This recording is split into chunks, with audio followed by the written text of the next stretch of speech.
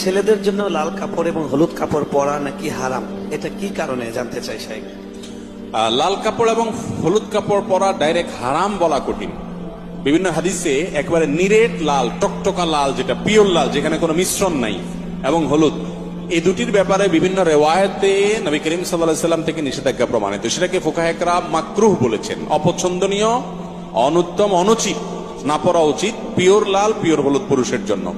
এখন আপনি যদি বলেন যে এটা কি জন্য নিষেধ করা হয়েছে, আমি বলবো এটা মহিলাদের জন্য রিজার্ভ। এই কালার কাদের জন্য রিজার্ভ? অন্যান্য কালার আপনিও পড়তে পারেন, মহিলারাও পড়তে পারে, আর মহিলারা এই কালার তাদের জন্য স্পেশাল। দিন বা ইসলাম বলে মহিলাদেরকে খাটো করছে কিছু খাটো বুদ্ধির মানুষরা বলে।